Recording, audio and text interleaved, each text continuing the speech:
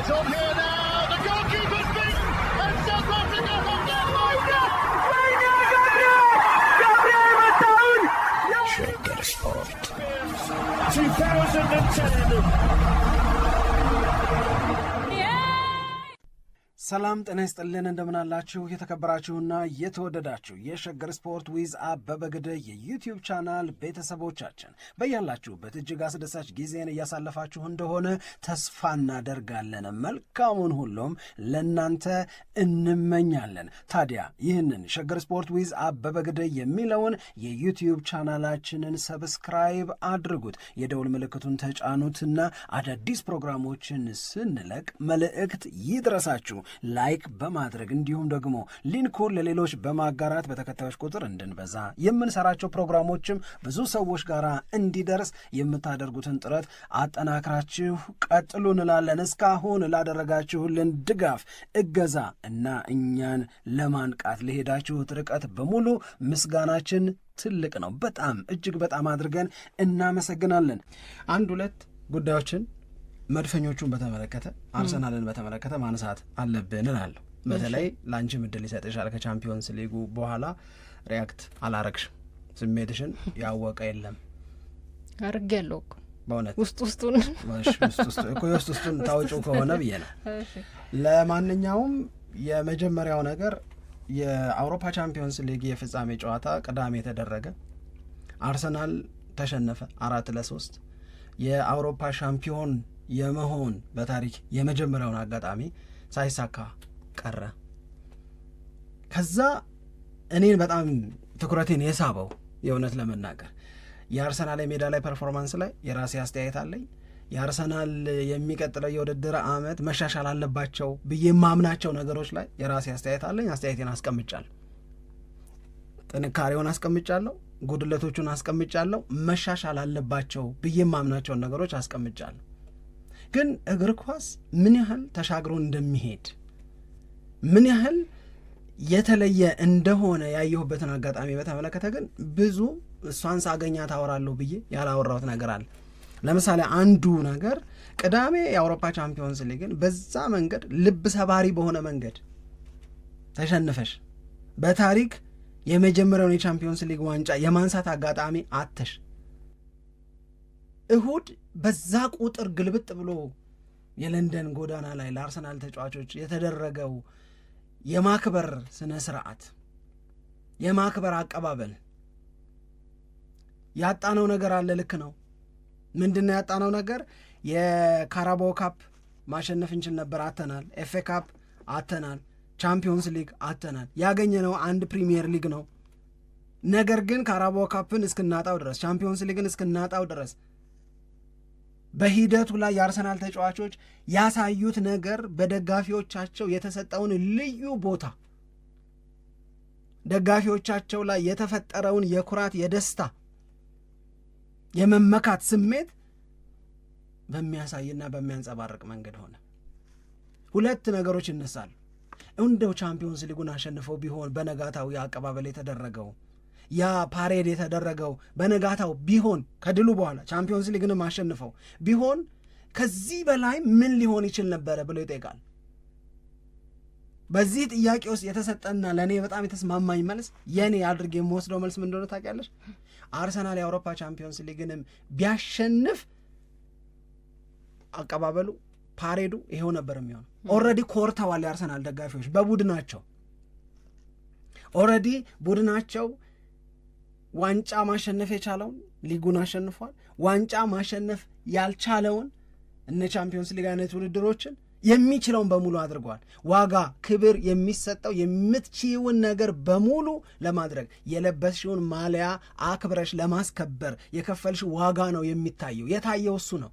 ለዛ ነው 1.5 ሚሊዮን የአርሰናል ደጋፊዎች በለንደን ጎዳና ወጥተው ታሪክ ተሰራ። ተጫዋቾቹ ታሪክ ሰሩ።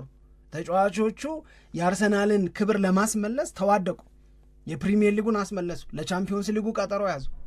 ስለዚህ ደጋፊዎቹ ደግሞ የሌሎች ክለቦች ፓሬድ ከዚህ በፊት በተለያዩ ከተሞች ሲደረግ ይህን ያህል ቁጥር ያለው ተመልካች ደጋፊ ወጥቶ አያቅም እስኪባል ድረስ አስደነቁ። አስቢ ማጋሌሽን ሆነሽ አስቢ ኢዜን ሆነሽ እንደውም የኢዜ ስም እሱም መለያ መስቷል። ግን ማጋለሽ ነው የሚባለው ለሌሎቹ እጅግ ለበዙት ጉብዝናዎቹ፣ ለሌሎቹ እጅግ ለበዙት የጀግንነት ስራዎቹ የተሰጠው ዋጋ የሚገርም። ያንን እኔ ዝም ብሎ ለማጋለሽ ሳዝን በነበረበት ጊዜ ምንድነው ደጋግሞ አእምሮ ላይ የሚመጣው ለአርሰናል ዋንጫ አለማሸነፍ ምክንያት መሆን ከሱ ጋር አብሮ የሚዘልቅ ስሜት እንዲሆን አልፈልግም። አይ ቲንክ የአርሰናል ደጋፊዎች በዛ መጠን ወጥተው በተለየ ሁኔታ ለማጋለሽ ያላቸውን ድጋፍ በተለያየ መንገድ ሲገልጹ በኢንተርቪዎቻቸው ላይ ስሙን በመጥራት በማዜም ላይ እንደ አዲስ ተጫዋች ሳይሆን ከአዲስ ተጫዋች በላይ ማሊያውን እየገዙ በኩራት የምንለብሰው ልብስ ያንተ ስም የተጻፈበት ማሊያ ነው እኮ እያሉት ኳሷን ስለሳትካት አርሰናል ዋንጫ አቶ ሊሆን ይችላል። ኦፍኮርስ ያ ያሳዝናል። ያ ባልሆነ የምንለው ነገር ግን አንተ ልዩ ነህ፣ ከሳትከው መለያ ምት በላይ ነህ። በቃ ይሄ ስሜት የገለጹበት መንገድ በጣም ደጋፊዎች ለገብርኤል ማጋሌሽ ያላቸውን ስሜት የገለጹበት መንገድ በጣም ነው የገረመኝ። በጣም ነው የገረመኝ እና ደግሞ ጥሩ መንገድ ነው። አሁን በዚህ በከተማዋ እንግዲህ የደስታ ስነ ስርዓት ላይ የሌሎች ተጫዋቾች ማሊያ ይሸጣል እና ከነዚህ ከተጫዋቾች እጥፍ ነው የገብርኤል ማጋሌሽ ስም ያለበት ማሊያ የተሸጠው። እንደውም ወደ 350% ከፍ ያለ ሽያጭ ነው የገብርኤል ማጋሌሽ ማሊያ ሲሸጥ ተብሎ በጣም ነው የገረመኝ። በቃ ምን አይነት ፍቅር እንዳላቸው ለገብርኤል ማጋሌሽ ያሳዩበት መንገድ ነው እና ይሄ ለሱም ላይ የሚፈጥረው ስሜት መጀመሪያም ነበረ በየለማው ነው። ግን በዚህ ምክንያት የጎደለ ነገር እንዳይጎዳ ገባሽ? አሁን እሱ የአርሰናልን ፕራይድ ለማስከበር የሚችለውን በሙሉ አድርጓል። እሱም የኩራት ስሜቱ የክብር ስሜቱን እንዲነካ እንዲሸረሸር አይፈልጉም። ገብቶሻል? የሄዱትን ርቀት ነው ለእኔ የሚያሳይ። ፍቅሩ ነበረ፣ ለልጁ አገልግሎት ዋጋ አለ። ከዛ በኋላ ግን የአጋጣሚ መጣ። ኤኒዋን ላይ ሊያጋጥም የሚችል ነው። አሁን ለምሳሌ ኢዜ ላይ ልክ ፔናልቲውን ከሳተ በኋላ ሶሻል ሚዲያም ላይ እንደዚህ ዜናዎች ሳይ ነበር። በተወሰነ መንገድ የዘረኝነት ጥቃት ደርሶበታል። አንዳንድ ሰዎች ደስ የማይል አስተያየት ከቆዳ ቀለሙ ጋር አያይዘው ሰጥተዋል ተብሎ መረጃዎች ወጥቶ አይቼ ነበር። አሁን እንደዚህ አይነት ነገር አለ ብዙ ጊዜ ቡካዮ ሳካ ላይ አጋጥሞ ያውቃል ከእንግሊዝ ብሔራዊ ቡድን ጋር በተያያዘ ሌሎች ራሽፎርድም ነው እንደዚህ ጠቆር ያሉ ተጫዋቾች ላይ ብቻ እንዲህ አይነት ነገር ያጋጥማቸዋል። አሁን ገብርኤል ማጋሌሽ ላይ ስታይ ግን ፍጹም የሆነ ድጋፍ ብቻ ነው ያየው። በሜዳ ላይ ልክ ተግባሮቹ ከነገሩት በላይ በተሳሳተ ጊዜ ያሳዩት ፍቅር በለጠና ቁጫል በጣም እና ይሄ ደግሞ ለሱ ምን አይነት ስሜት እንደሚፈጥርበት መገመት ምን ያህል የአርሰናል ስለሆነ ፕራውድ ሊያደርግ እንደሚችል አስብ። በጣም አሁን የኔን ስሜት የተጋራ ካለ ልክ ይሄ የከተማ የደስታ ስነ ስርዓት ገና ሲወጡ ቪዲዮ ሳይ መጀመሪያ አይኔ የሚፈልገው ገብርኤል ማጋሌሽን ነበር። እሱን ነበር አይደለ? በቃ እሱን ነበር የፈለገው። እንዴት ምን አይነት ስሜት ውስጥ ይሆን? በቃ እሱን ነበር በጣም ማየት የመጀመሪያ ፍላጎቴ። ከዛ ስታየው ደግሞ ሁሉም በጣም በደስታና በተመሳሳይ ስሜት ውስጥ ነው የሚገኙት። አንድም ምናልባትም እንግዲህ ይሄ የተረጋገጠ ነገር አይደለም የኔ አስተያየት ነው፣ ግን ምናልባትም ደግሞ የአርሰናል ደጋፊዎች በአውሮፓ ሻምፒየንስ ሊግ ዋንጫን በማጣታቸው ምክንያትም በጥሩ ባልሆነም ጊዜም ቢሆን አብረናችሁ ነን የሚለውን መልእክትም ለማስተላለፍ የተጠቀሙበት መድረክ ነው ብዬ ነው ማስበው። መጀመሪያ ላይ ስጋት ነበረኝ ማለት ይቀዘቅዝ ይሆን ከሻምፒየንስ ሊግ ሽንፈት በኋላ እንደዚህ አይነት የደስታ መግለጫ ከተማ ውስጥ ሲኖር በተወሰነ መንገድ የራሱን የሆነ ተጽዕኖ ያሳድራል የሚል ስጋት ነበረኝ። ግን ምንም የቀዘቀዘ ነገር የለም። እነ ቤን ዋይትና አድማጮች አይተው ከሆነ የመጨረሻ እንትኑን የሚመሩት እነሱ ናቸው። ዴክላን ራይስ ሲዘፍን ነበር። እንደዚህ አይነት ነገሮች ነበሩና በጣም በነገራችን ላይ አሁን ስለ ማጋሌሽ አወራን እንጂ እኔ ዴክላን ራይስ አሁን የቶኒ አዳምስን ሀሳብ ተቀብዬ ሙሉ በሙሉ የአርሰናል አምበል ቢሆን በጣም ደስ ይለኛል። የምር መሪ ነው አይደለም፣ የቡድን ጓደኞቹን አይደለም አጠገቡ ያሉትን ሰዎች ይቅርና ወዲያው ጨዋታው ካለቀ በኋላ በሚሰጣቸው ፕሬስ ኮንፈረንሶች በአርሰናል ቤት ያሳየው ይሄ የሊደርሺፕ ኳሊቲ ለዴክላን ራይስ ያለኝን ቦታ ሙሉ በሙሉ በጣም ከፍ ያደረገ ነው የእውነት ለመናገር እና ዛት ጋይ ወዝ ራይት ነው ያልኩት። ቶኒ አዳምስ ኦዴጋርድ በጣም ጥሩ ሰው ነው፣ በጣም ተወዳጅ ነው። ህይወትህን አርቴታ ያለውን ነው የምነግርሽ፣ ህይወትህን እንኳን ተማምነህ የምትሰጥበት ሰው ነው። እንግዲህ ከህይወት በላይ ምንም የለም ማለት ነው። ለኦዴጋርድ ከሆነ ልታምኙም ይገባል አይደል? ኃላፊነትን ይወጣል። በቃ በደንብ ጎበዝ ኃላፊነት የሚወጣ ሰው ነው ብለሽ አይደለም ካፕቴን መሆን ምናምን ይቅርና ህይወትሽ አሳልፈሽ በአደራ ልትሰጪው የምትችው ሰው ነው። በዛ መጠን ነው የምንመካበት። የሁሉም አርሰናል መልበሻ ቤት ውስጥ ያሉ ተጫዋቾች ቲፒካል ሮል ሞዴላቸው ኦዴጋርድ ነው ምናምን ብሎ ተናግሯል። ግን ያ መወደድ፣ ያ ኦነስቲ፣ ያ ጥሩ ሰውነት አንድ ነገር ሆኖ የሊደርሺፕ ኳሊቲ ከሆነ ግን አይ ቲንክ በስቶ ያለው ዴክላን ራይስ ጋር ይመስለኛል። ለማድዌኬ ላይ ለተሰራ ጥፋት ፍጹም ቅጣት ምት ክሌም ሲያደርግ አይተሽዋል። አብዝቶታል በእኔ እምነት። ያንን የቢጫ ካርድ ዋጋ መክፈል ድረስ መሄድ አልነበረበትም። ኦፍኮርስ አርም ባንዱን አድርጓል፣ ካፕተን ነው፣ እዛ ቦታ ላይ መናገር ምናምን ይችላል። ግን ቱማች ሆነ። ገብቶሻል? በኋላ ያው መሰብሰብ ያደረገው ነገር ቢኖርም ስለዚህ ይህንን የአርሰናል ደጋፊዎችን የእሁዱን የለንደን ሰሜን ለንደን አካባቢ የነበረውን ፓሬድ ዓለም ነው ያደነቀው። ዓለም ነው በጣም በጣም በጣም የተነጋገረበት። ለጋብርኤል ማጋሌሽ ያዘነው የአርሰናል ያልሆነም ደጋፊ ነው፣ እግር ኳስን የሚወድ ከዛ በኋላ በማርኪኒዮስ በጣም የተደሰተው የብዙ የዓለማችን ነዋሪ ነው፣ ኳሱን ያየ እና ማርኪኒዮስ በዛ የደስታው ቅጽበት ላይ ደስታውን ትቶ ከቡድን ጓደኞቹ ጋር ሰለብሬት ማድረጉን ትቶ እሱን ሲያባብል ሲያጽናና ኢትስ ኦኬ ብሎ እንዲያስብና እንዲቀበል ሲያግዘው ነበረ። ከዛ በኋላ ግን የአርሰናል ደጋፊዎች ደግሞ በዛ መጠን ግልብጥ ብለው ወጥተው ቡድናቸው የፈጠረባቸውን የኩራት ስሜት ማሳየታቸው በጣም በጣም በጣም የተለየ ነው እና እኔ ምንም ያው ቻምፒዮንስ ሊግ ተሸንፈሽ በዛ መጠን እንደዚህ መሆን ምናምን የሚቻል አልመሰለኝም ነበር። ግን አስፍተው አርቀው ከፍ ያለውን ነገር ያዩበትን መንገድ ግን አድንቆ አስተያየት መስጠት በጣም ይገባል ነው። በጣም ብዙ ሰው ነው መጀመሪያ ላይ ወደ 750 ሺህ እንደዚህ ነበር ሲባል የነበረው። ከዛ በኋላ ግን የተረጋገጡ መረጃዎች የከተማዋ አስተዳደርም እንደዚህ መረጃዎችን ሲያወጡ እስከ 1.5 ሚሊዮን ሚደርስ ህዝብ ነው ከተማዋ ላይ የወጣው። ሪከርድ ነው ብለው በጣም ሪከርድ ነው ተብሏል። በአጠቃላይ በከተማዋ ውስጥ የነበረው ስነ ስርዓትም በጣም የተሳካ እንደነበረ ዛሬ ጠዋት ላይ የሚወጡ መረጃዎችም ሲያሳዩ ነበር። ስለዚህ ጥሩ ጊዜ አሳልፈዋል የአርሰናል ደጋፊዎች በሰሜን ለንደን። አሁን ደግሞ በሰሜን አዲስ አበባ አለዚህም ደግሞ ያለሽ አርሰናል የፕሪሚየር ሊግ ዋንጫን አነሳ። አርሰናል በቻምፒዮንስ ሊግ ፋይናሊስት ሆነ። ይህም ከ20 ዓመት በኋላ ነው። ትልቅ ታሪክ ነው። እንደገና በካራባኦ ካፕ ፍጻሜ ተፋላሚ ነበረ። አሪፍ የውድድር ዓመትን አሳልፈዋል። በአርሰናል ቤት መተማመን ተመልሷል። በአርሰናል ቤት ክብር ተመልሷል። አርሰናል ላይ ይቀልዱ ያሾፉ አርሰናልን ማመን አይቻልም ይሉ የነበሩ ሰዎች በሙሉ አስተያየቶቻቸውን አስተካክለው መልሰው መናገር ጀምረዋል። እሱን እነግርሻለሁ። አሁን እንደዚህ ያለው የአርሰናልን የ2025/26 የውድድር ዓመት ስኬት መዝጊያው ደግሞ አዲስ አበባ ስታዲየም ነው የሚሆነው።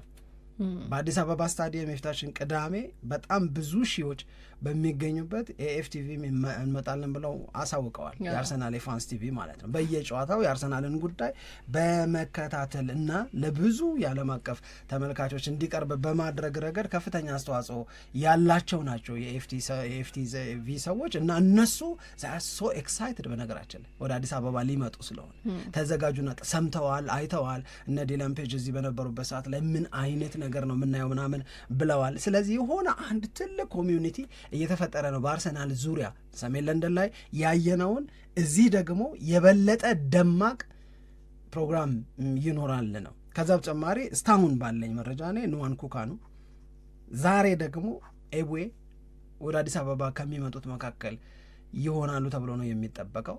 እዚህ ሀገር ላይ በጣም አሪፍ አሪፍ የምትሉ የቅርብ ሰሞን አዳዲስ ሙዚቃዎቻቸውን ያወጡ እንደዚሁም ደግሞ ነባር ድምፃውያንም ግን እነሱም የአርሰናል ፋኖች ብቻ የሙዚቃ ስራዎቻቸውን ያቀርባሉ። የሚገርም ነው የሚሆነው። አሁን ትኩረት በሙሉ ይሄ ጊዜ ሰለብሬት የሚደረግበት ነው። ምናልባት አርሰናልም ኦፊሻሊ ደስታውን የሚዘጋበት ጊዜ ይመስለኛል። በአዲስ አበባ ሌሎች ቦታዎች ላይ ያሉት ሴሌብሬሽኖች ተጠናቀዋል አይደል? ብዙ ቦታ ላይ የለም። ተጫዋቾቹም ሄዱ እንጂ ተጫዋቾቹም ሄደዋል።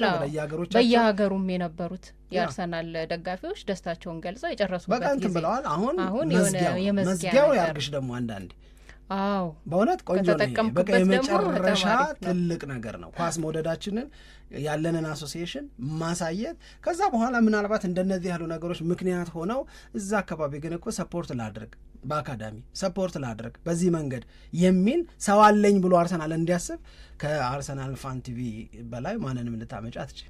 እነዛ ሰዎች ቅርበት አላቸው። እነማንን ማነጋገር እንዳለብን ምናምን እያሰፋሽና እያሳደግሽው ልትሄጂ ትችያለሽ። ስለዚህ ጌት ሬዲ ሴሌብሬት ማድረግ በእናንተ እጅ በማን ያምራል? አሁን እውነቴን። ስለዚህ ኢንጆይ ዩር ታይም ዚስ ኢዝ ዩር ሞመንት። ምንም ጥያቄ የለውም ለማለት ነው። እና አርሰናል የዋንጫው ጨዋታ ያላበረደው የኩራት ስሜት የማያቀዘቅዘው የክብር ስሜት አለ እና ያንን በጋራ እንግለጸው ነው ያሉት የአርሰናል ደጋፊዎች በሰሜን ለንደን። እና እዚህም ደግሞ እየሰማን ያለነው ነገር ታሪክ ሲሰራ ነበር ሻለል አርሰናል ከ22 ዓመት ዋንጫ በኋላ ዋንጫ ሲበላ ታሪክ ሲሰራ ነበር ሻለል አርሰናል ከ20 ዓመት በኋላ የቻምፒዮንስ ሊግ ፋይናሊስት ሲሆን አዲስ አበባ ስታዲየም ታሪክ ሲሰራም ኑሪበት ነበር። ኳይ ወት ዜር በይ የእውነት ለመናገር በጣም ነው የሚያስደስት ነው የሚሆነው። ሁለተኛው ቀጠሮ የሰጠሁት እሷ ስትኖር ያልኩት ነገር ከዚህ ከአርሰናል እና ከፒኤስጂ ጨዋታ ጋር እየተያያዘው ዳኛን ያስበላን የሚል እውነት አርሰናልን ዳኛን ያስበላው? እውነት አርሰናል በዳኛ ይበደላል? ለምንድን ነው የአርሰናል ደጋፊዎች ላይ በተደጋጋሚ የተበዳይነት ስሜት የምንሰማው? ሪያሊቲው ያንን ያሳያል ወይ? ምክንያቱም ዋናው ጉዳይ ሆነ ዳኛው ነው እንጂ ይባላል። የዳኝነቱ የተወሰኑ ውሳኔዎች ላይ ሀሳብ ሰተንበታል ከጨዋታው ማግስት በነበሩት ተከታታይ ፕሮግራሞቻችን ላይ። አንድ የማዕዘን ምቱ ሳይመታ ጨረሰው። የማዕዘን ምት ለአርሰናል ምን ማለት እንደሆነ እየታወቀ አሁንም አምሶሪ ቱ ሴይ እዚህ ጋር ሳካን ነው መወቅሰው። ዘገየ አይደል? በጣም ነው የዘገየ፣ በጣም ነው የተለጠጠው ማለት ትችላለች። የእውነቴን ነው የምነግርሽ። እና ዳኛው ያ መብት አለው። አሁን ሌሰን መወሰድ ስላለበት እንደው ዝም ብሎም ሲያማረሩ መኖር ትክክል አይደል። ሌሰን መወሰድ ስላለበት ያንን ሌሰን መውሰድ ያስፈልጋል። የማዕዘን ምት ለአርሰናል በጣም ትልቁም ነገር አለው። ኢትስ አን አድቫንቴጅ። አርሰናል ከሴት ፒስ፣ አርሰናል ከኮርና የሚያገኛቸው ግቦች በቁጥር በጣም ብዙ ናቸው። ዳኛው መብት አለው። ዳኛው ግን መታገስም ይችላል ከፈለገ ነው። ግን ነገረው 1-0 እየመሩ ስለነበር አርሰናሎች በሰዓቱ መሄድ የመጠቀም ፍላጎት ስላላቸው ነው ያ የሳካ ቀስታ የመጣው ነው የዳኛው አሰምሽን። ደግሞም ልክ ነው። ስለዚህ ለመምታት በጣም ጊዜ ወሰድክ፣ ሰዓቱ አለፈ፣ 20 ምናምን ሰከንድ አለፈ ከተጨመረው በላይ። ስለዚህ ይህንን ያህል ለጠበቅ አልችልም። እዚህ ውስጥ ትምህርት ካለው ብዬ ነው። ዳኛው ማድረግ የሚችለውን አላደረገልኝም ብለሽ ቅሬታ ላይ ትገቢ ትችላለሽ። ግን ዳኛው ሃርድ እየሆነ ሲመጣ ግን ማንም አይን ያለው ሰው ማንም ኳሱን ሲከታተል የነበረ ሰው ግን ክሊርሊ ማወቅ ይችላል። የመጀመሪያው 45 ሊያልቅ ሲል ያችን የማዕዘን ምት ሳትመታ ጨዋታውን ሲጨርስ ከዛ ሁለተኛው 45 እንደተጀመረ ለሞስኩዌራ ቢጫ ካርድ ሲሰጥ፣ ምክንያቱ እኮ ተመሳሳይ ነው። የእጅ ውርወራውን ለመወርወር ታሸህ ነው፣ ሰዓት እያባከንክ ነው። ከዛ በኋላ ስለ ዳኛው ለመረዳት ከባድ አይመስለኝም። እኔ ይሄ ዳኛ እንትን አይደለም፣ ወለም ዘለም የሚል አይደለም፣ ነገሮቻችንን የሚያይበት መንገድ ምናምን የምትይበን ግን በዚህ የዳኝነት ውሳኔ ዋንጫ ስላሸነፈ አላማረረ ይሆናል እንጂ ፒኤስጂ ጥያቄ የለው ማለት ግን አይመስለኝም። ወይም እኛ እንደ ገለልተኛ ተመልካች በፒኤስጂም በኩል ሆነን ጥያቄ ማንጠይቅበት ምክንያት ያለ አይመስለኝም። ትሮሳርድ በእጁ የነካው ኳስ፣ ቡካዮ ሳካ በእጁ የነካው ኳስ ለምን ነው ፒናላይዝድ ያልተደረገው? የትሮሳርድን እረዳል። የትሮሳርድ ቢቀጣ ኖሮ ነው ነውር የሚሆን። የቡካዮ ሳካን ኳስ በእጅ መንካት፣ በአንዱ ሳይሆን በሁለት እጁ መንካት ዳኛው ለምን በፔናልቲ ውሳኔ ያላጸኑትም? ዲፍሌክት አድርጓል ደረቱ ላይ ነው የሚሉት። እንደዚህ ያለ ጥያቄ ነው የምልሽ። ዳኛ ያደረጉት ነውር ነው ለፒኤስጂ ማሪጎሬ መሰጠት ነበረበት አይደለም እልሽ። ግን ኩዌስችነር ለምታረጊው እዚህ ጋር ዳኛ ያደረገው ትክክል ነው ወይ ብለሽ ነው ጥያቄ እየጠየቅሻለች። እንዲህ ያሉ ነገሮች አሉ። ከዛ ግን ዋናው ነገር የማድዌኬ ነው። አሁን እኔ እንደዚህ ያሉትን እያንዳንዱን ኢንሲደንት በተመለከተ ከዚህ በፊት የተናገርነውን እንድንደግም አይደል፣ ግን በዳኛ የመበደል ስሜት አርሰናል ቤት አለ። ኦብቪየስሊ በግልጽ በተደጋጋሚ የሚነገር በተደጋጋሚ የሚነሳ። ይሄንን ምን አመጣው ስንል በጣም ብዙ የኋላ ምክንያቶች አሉ። ባለፉት ተከታታይ የውድድር ዓመታት የአርሰናል ደጋፊዎች ላይ የአርሰናል አሰልጣኝ አርቴታም ላይ የሚታዩ ስሜቶች አሉ። እነዚህን ስሜቶች ምንድን ነው ያመጣቸው ሲባል አንዳንዴ ለአርሰናል ተጫዋቾች የሚሰጥ ቀይ ካርድ አሳማኝነት የጎደለው ነው የሚል አሁን ይሄ ቀይ ያሰጣል የሚሉት አይነት አሁን ይሄ ቀይ ያሰጣል የሚባለውን አይነት ቀይ ካርድ ብለው ሲጠቅሱ የአርሰናል ደጋፊዎች ትሮሳርድ ባለፈው የውድድር ዓመት ነው ወይስ አቻምና ያየውን ቀይ ካርድ ያነሳል። ከዛ የሆኑ ደቂቃዎችን በጎዶሎ ልጅ እንድንጫወት እንገደዳለን። ደግሞ ታስታውሽ እንደሆነ ትሮሳርድ በቀይ ካርድ ወጣ፣ ራይስ ሞቷል እና ኦዴጋርድ፣ እነዚህ አይነት ተጫዋቾች ሲወጡ እነሱ በቀይ ካርድ በወጡበት ጨዋታ አርሰናል 2-2 ነጥብ ጥሏል። እነዚህ አይነት የጣልናቸው ነጥቦች ናቸው እስከ ዘንድሮ ድረስ የአርሰናልን ዋንጫ አሸናፊነት ያዘገዩት ብለው ያምናሉ። ይወስ ሮንግ ለእነዚህ ተጫዋቾች ቀይ ካርድ መስጠት። ካልተሳሳቱ የዴክላን ራይስ እና የትሮሳርድ ቀይ ካርድ መንታበዩ አንድ አይነት ነበር። እንዴት አንድ አይነት ከዛኛው እንኳን ተምሮ ምናምን የሚል ቅሬታ ነበረ። አንደኛው ነገር እሱ በጣም ሶፍት የሆኑ ቀይ ካርዶች ይሰጡብናል። እነዛን ቀይ ካርዶች ተከትሎ አርቴታም አርሰናልም ታክቲካሊ ሺፍት ለማድረግ ይገደዳሉ። ኢት ኮስታስ ነው፣ ዋጋ አስከፍሎናል። የምን ዋጋ? የሊግ ዋጋ። የምን ዋጋ? የድል ዋጋ፣ የነጥብ ዋጋ አስከፍሎናል። እኛማ እንበደላለን ነው። ሁለተኛው ለተቃራኒ ቡድን ተጫዋቾች ሰራችሁባቸው ለምንባለው ጥፋት የሚሰጥብን ቅጣት እኛ ላይ ሲሆን የሚበረታ ኮንሲስተንሲ የለውም። ሌሎች ቡድኖች ሲጫወቱ የታለፉ አጋጣሚዎች፣ ክስተቶች እኛና ሌላ ቡድን ስንጫወት ከዛ ግን ባነሰ ደረጃ የእኛ ተጫዋቾች ሌላው ተጫዋች ላይ ያደረጉትን ነገር ፒናላይዝ ማድረግ፣ ፍጹም ቅጣት ምትም ከሆነ መስጠት፣ ምንም ማድረግ ከሆነ ምንም ማድረግ አይነት ነገር አለ። መበደል ይሄ እንጂ ሌላ ምን አለ ነው የሚሉትን ነው የምነግርሽ። ስለዚህ እንዲህ ያለ የተበዳይነት ስሜት አላቸው። በተወሰኑት ላይ ተመሳሳይ ስሜት ሊኖረን ይችላል። ማን? እኔም፣ አንቺም፣ የቀድሞ ዳኞችም፣ የሌላ የእግር ኳስ ባለሙያዎችም፣ የቀድሞ ተጫዋቾችም ምናምን አርሰናል ተዘርፏል ብሎ ሩኒ ሲናገር ነበር። አንዳንዴ ደግሞ ልክ የሆነ ውሳኔ ይወሰናል። ለምሳሌ ከዌስትሃም ጋር በተደረገው ጨዋታ የዌስትሃም ጎል መጽደቅ ነበረበት ይሉ የነበሩ ሰዎች እንዳሉ ሆነው የዌስትሃምም ሰዎች የሌሎችም ሰዎች ግን የሚበዛው ሰው ለአርሰናል የተደረገ ውሳኔ ወይም 4 ደቂቃ ካዩ በኋላ ዳኛው ያንን ጎል እንዲሻር ማድረጋቸው ራያ ላይ ለተሰራ ጥፋት ልክ ነው ብለው ደግሞ የሚከራከሩ ሰዎች አሉ። ግን ይሄ የተበዳይነት ስሜት አርሰናል ቤት አለ። አንዳንዴ የተበዳይነት ስሜት በውስጥሽ ካለ እያንዳንዱን አጋጣሚ ዛሬም በደሉኝ እያልሽ እንድታሰቢው ሊያደርግሽ ይችላል።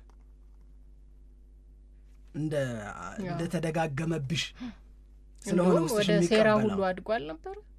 አዎ እኔ ወደ ሴራ ባይወሰድ ጥሩ ነው እኮ የነገሩን መግነን ነው ለማሳየት የፈለኩት እንጂ እንደዚህ አይነት አስተያየቶች በጣም በብዛት ይሰሙ ነበር በአርሰናል ደጋፊዎች በኩል። እኛማ ሴራ ይሴርብናል ዳኞች ብለው በቃ እዛ ድረስ የዳኝነት ውሳኔ እየጎዳቸው እንደሆነ ስሜታቸውን አስፈተው ይናገራሉ። ልክ ነሽ። በነገራችን ላይ ታውቂያለሽ አይደል እንግሊዝ አርሰናል ዋንጫ እንዲበላ አይፈልግም። ያው ዳኞቹ ለዚህ ነው እንዲህ የሚያደርጉት ምናምን ብለው ምናምን የሚያምኑ ሰዎች እኮ ምን ነው ለምን ምናምን ያው አብዛኞቹ ተቋቁር ተጫዋቾች ገብቶሻል ምናምን ይሉሽ። እኔ ወደዛ የሚደርስ ነገር አለ ብዬ አላምንም። ይሄንን ከዚህ በፊትም በተደጋጋሚ ያስረድቻለሁ። ዳኞች ይሳሳታሉ። አዎ ማን ላይ ይሳሳታሉ? አርሰናል ላይ ይሳሳታሉ። ማን ላይ ይሳሳታሉ? ሲቲም ላይ ይሳሳታሉ። ማን ላይ ይሳሳታሉ? ዩናይትድም ላይ ሊቨርፑልም ላይ ይሳሳታሉ። አንዳንዱ ወጥቶ ይቅርታ የሚጠየቅበት አይነት ስህተት ይሰራል። ሊቨርፑል ነው እኔ ለዚህ ጥሩ ምሳሌ የሚሆነው። የቪዲዮ አሲስታንት ሪፈሪ እኛ እኮ ዳኛው ያጸደቀው መስሎን ነው ልክ ነው ያልነው ለካሱ ሽሮታል። ምን አይነት እንዝላልነት ነው ይሄ? ከዛች ጊዜ በኋላ እኮ ነው ዳኞች የሚነጋገሩት ነገር በስቴዲየም ላለ ሰው እንዲተላለፍ የተደረገው። እኛ በቃ ልክ ነህ ቀጥል ዝም ብለህ ጨዋታውን ያልነው ያጸደቀው መስሎን ነው ለካሱ ሽሮት ነው። ግን አንዴ ያው ጨዋታው ከተጀመረ በኋላ ምንም ማድረግ አንችልም ማለት እንደዚህም ልትደረግ ትችያለሽ በእግር ኳስ ውስጥ።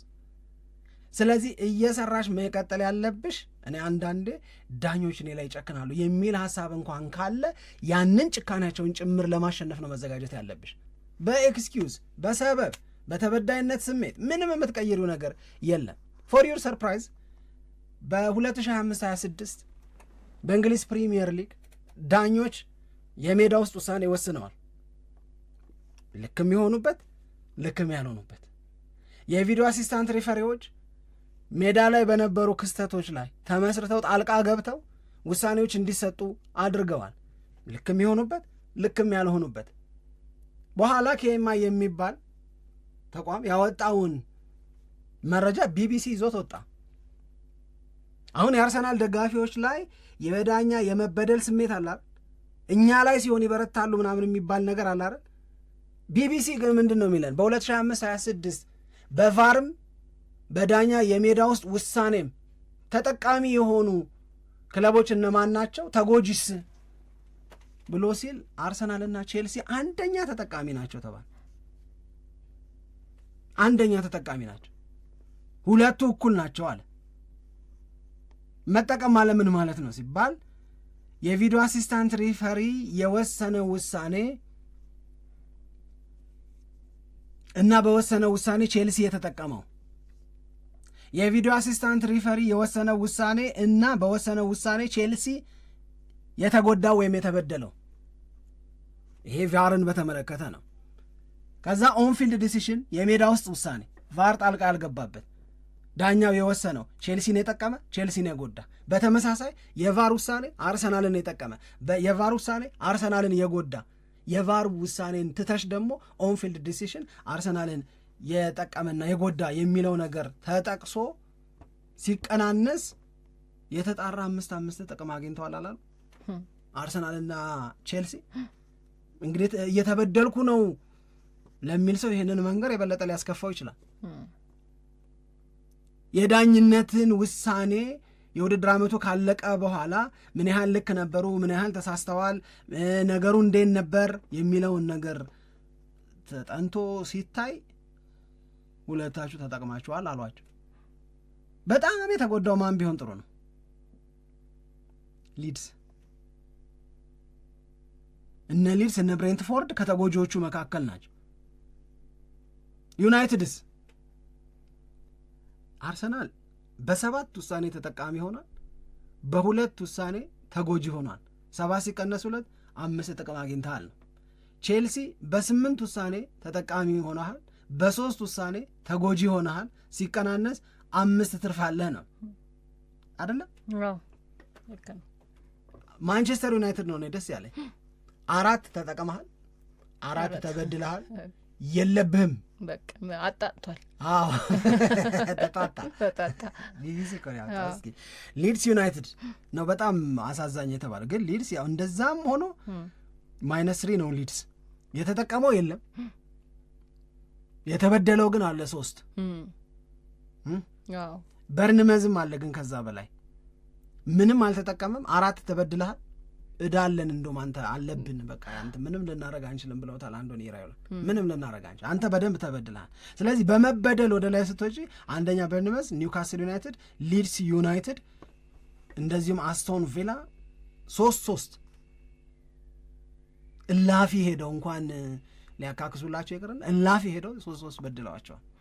በመጠቀም ከሆነ ግን የነ ቼልሲና የነ አርሰናል ከፍ ብሎ ይታያል። ቀደም ሲል እንዳልኩሽ ይሄኛው ነው ትክክለኛው። አርሰናል 7 ለነሱ ነው። 7 ለነሱ ነው፣ 2 አጌንስት እነሱ ነው፣ 5-5 ነው የቼልሲና የአርሰናል። ሊድስ ዩናይትድ -4 ነው። ሊቨርፑል ተበዳይ ነው። ቪላ ተበዳይ ነው። 2 ክለቦች ብቻ ናቸው 4 ክለቦች ናቸው ምናምን 0-0 ያላቸው። አንደኛው ብራይተን ኤንድ ሆቭ አልቢየን ነው፣ ሁለተኛው በርንሌ ነው፣ ሶስተኛው ማንቸስተር ሲቲ ነው፣ አራተኛው ማንቸስተር ዩናይትድ። የተበደሉትም የተጠቀሙትም እኩል። እንዲህስ ቢሏችሁ ነው ሆነ አሁን ማለት የምፈልገው እኮ ይሄ በቃ በእለቱ የዳኝነቱን ሲመሩ የነበሩት ሰዎች ወይንም ዳኞች የሚወስኑት ውሳኔ ላይ ብቻ ነው እንጂ ይሄ ቀጥሎ ከቫሩ ጭምር ማለት ነው እንጂ ይሄ ቀጥሎ ቅድም እንደተባባል ነው ሆን ተብሎ እኛ ስንጫወት እንደዚህ አይነት ነገር የሚለው ነገር የሚያስኬድም አይደለም። ጥቅምም ሲሆን አብሮ መጠቀም እኮ አለ። ለምሳሌ አርሰናል የተጠቀመባቸው አለ። የተጠቀምክበት ይበልጣል አሉ አንዳንዶቹ። እንደው ሜንሽን ሲያደርጉ ለምሳሌ ማግሃሌሽ ከሃላንድ ጋር የነበረው ቀይ ካርድ የሚያሰጥ ነበረ። ቀይ ካርድ አልተሰጠም። ካይ ሃቨርትስ የመጨረሻው ጨዋታ ላይ ያኔም ቀይ ካርድ በቃ ተፋው ለትንሽ አመለጥ የተባለበት ነው። ከኤቨርተን ጋር በነበረው ጨዋታ ላይ አርሰናል ራሱ ፍጹም ቅጣት ምት ሊሰጥበት ሲገባ ግን ሳይሰጥበት ያመለጠበት አጋጣሚም አለ እና እነዛ ሂደቶች በሙሉ ተደምረው ነው በነገራችን ላይ አርሰናል ፔናልቲም እንደውም በዳኝነት ተጠቃሚ ነው። እንደገና በዚህ የውድድር አመት በቀይ ካርድ ተጫዋችም ሳይወጣበት እንደገና ደግሞ ፔናልቲ ምንም አይነት ፔናልቲም ሳይሰጥበት የውድድር አመቱን የጨረሰው። አሁን እነዚህ ሄኮ ፔናልቲ ያሰጣል ብለን የምንተማመንባቸው ግን በወቅቱ በነበረው ዳኝነት ምክንያት ፔናልቲ ሳይሰጥ ያለፈባቸው ሂደቶች ቢኖሩ ኖሮ ይህንንም ሪከርድ አያገኝም ነበርና በሁሉም ረገድ ነው መታየት ያለበት። ግን አጠቃላይ ነገሩ ሰብሰብ ብሎ ሲቀመጥ ቼልሲና አርሰናል በ2025/26 የውድድር አመት ከቪዲዮ አሲስታንት ሪፈሪ ውሳኔዎች እና ከኦንፊልድም ተጠቃሚነታቸው ከፍ ያለ ነው። የጎላ ነው። ክለቦች እነሱ ተጠቅመዋል ነው። 2 የለንደን ክለቦች 2 ተበሻሻቂዎች ቼልሲ ዝም ብሎ ይገርመኛል ስሎ ነበር ሲጠብቅ የነበረው ነው ያልኩት። በቃ ይሄን ጫነው በቃ እንደዚህ የምትለዋን ብቻ ለመንካት ምናምን የፈለገ ነው ይመስለው ክሊክ ለማድረግ ተዘጋጅተው ሲጠብቁ ነበር። እስኪ ስንመለስ ከዝውውር ጉዳዮች ጋር አስታከል በዚህ ሰዓት መስማት የሚፈልጓቸው አስተያየቶች አሉ። 1 ጆን ቴሪ ለማጋሌሽ ያስተላለፈው መልእክት አለ አይተሽ ይሆናል። 2 ፓትሪስ ኤቭራ ለአርሰናል ደጋፊዎች አሁንም የሚለው አለ ምን ሲላቸው እንደነበረ እናስታውሳለን በደንብ watching Arsenal is just like watching a Netflix. It's all about next season ነው ምናምን እያለ የሚያሾፍ የአርሰናል ደጋፊዎችን ዲሉዥናል ብሎ የሚጠራ ምናምን ሰው ነው። አርሰናል የፕሪሚየር ሊግ ዋንጫን አነሳ። አርሰናል በቻምፒዮንስ ሊግ ፋይናሊስት ሆነ። አርሰናል በዘንድሮ የውድድር ዓመት ተሳክቶለታል። ኤቭራስ ብትሰሙት ደስ ይለኛል። It's on here now. The goalkeeper's beaten and South Africa have Shaker Sport 2010